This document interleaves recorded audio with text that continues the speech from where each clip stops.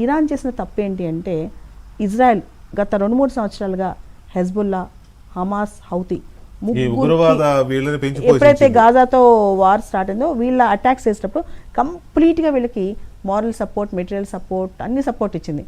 So Iran ఒక రకంగా ఆర్థికంగా చితికిపోవడానికి అమెరికా ఆంక్షలు ఒక రకంగా కారణమైతే ఇరాన్ యొక్క స్వీయ అపరాధం కొంత కారణం.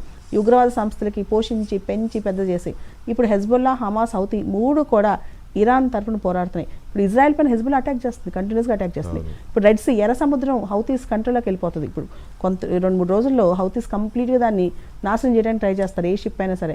ఇప్పుడు అమెరికాకి, మిడిల్ ఈస్ట్ కంట్రీస్కి కొత్త థ్రెట్ ఏంటంటే ఇప్పుడు కొత్త ఛాలెంజ్, ఓ పక్క ఇరాన్ని కంట్రోల్ చేయాలి, ఇంకో పక్క హెజ్బుల్లా, హౌతీస్, హమాస్ ఇలాంటి టెర్రరిస్ట్ గ్రూపులను కూడా వీళ్ళు కంట్రోల్ చేయాలి. అమెరికా లాంటి దేశం లేకపోతే ఇవి దిగిన తర్వాత వీటిని కంట్రోల్ చేయడం పెద్ద కష్టం అవుద్ది అంటారా?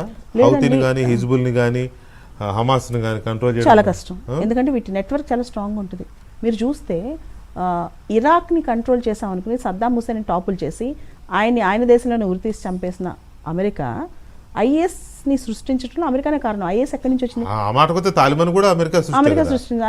అలానే ఇప్పుడు వెనిజులా కానీ, తర్వాత ఇంతకుముందు ఇరాక్ కానీ, లిబియా కానీ, మీరు చూడండి ఆఫ్ఘనిస్తాన్లో కానీ ఎప్పుడైతే అమెరికా వదిలేసి వెళ్ళిపోయిందో అక్కడ ఇంకా దారుణమైన పరిస్థితులు, ఇంకా దారుణం. ఇరాన్ పరిస్థితి ఇప్పుడు ఆల్మోస్ట్ కుక్కల చింపిన విస్తర అవుతుంది అనమాట.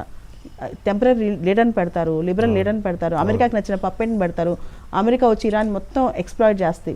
కానీ ఇరానియన్ పరిస్థితి ఏంటి?